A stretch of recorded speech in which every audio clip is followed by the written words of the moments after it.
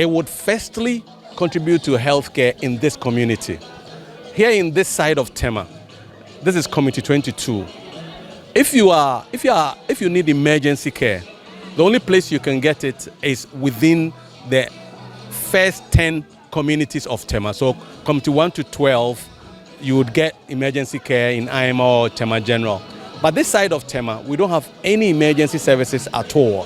So what we've done here is to develop an emergency unit which is up to standard, so that people in communities like Community 22, Community 25, Community 21, Community 26, they can access emergency services. If something happens to you where you really need emergency care, you have to travel a minimum of 10 to 20 miles to get health care. Some people have to even go into Accra, which is about 30 miles from here.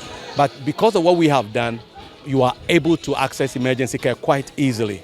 We have in this unit emergency services that allow us to be able to provide respiratory support if you get cardiac arrest, if you get strokes, if you get severe asthma, if you have an accident with a road traffic accident, you can get health care here, which is quite up to standard, because the standard of care here is comparable to what you get in a lot of Western countries. Yeah. Britannia really was set up for two things, really. One, to deliver a Western level of health care.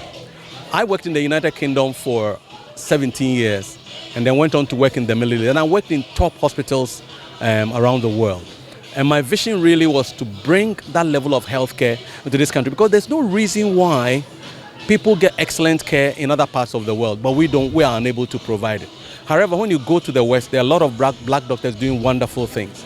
So we said that why don't we come back home and provide that level of quality of care in our country? That's what Britannia is about, first and foremost. Secondly, we are also a hospital that is committed to training, teaching, and research. So this is not a hospital that is necessarily built for to make money or to run a business. It's really a hospital driven by setting new standards. We just have completed an emergency service. In the next 2 years, we want to build a renal unit and then a maternity service.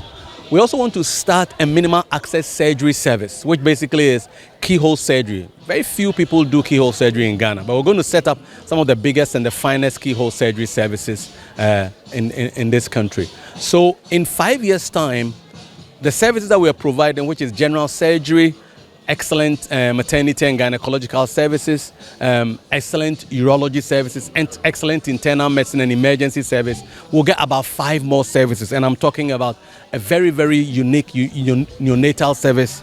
I talked about renal service. We are considering maybe we'll start plastic unit, and then, as I said, we'll build a much bigger maternity unit than we have.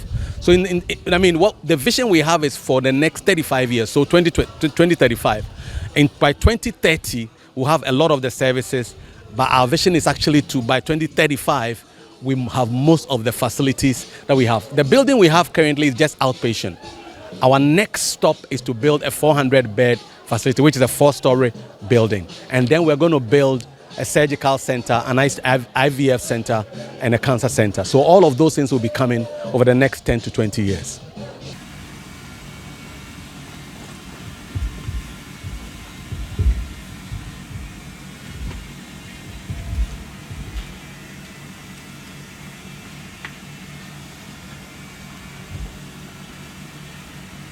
As we get ready to cut the ribbon, in the name of God, blessing this, blessing it for all the people of Ghana and beyond. Amen.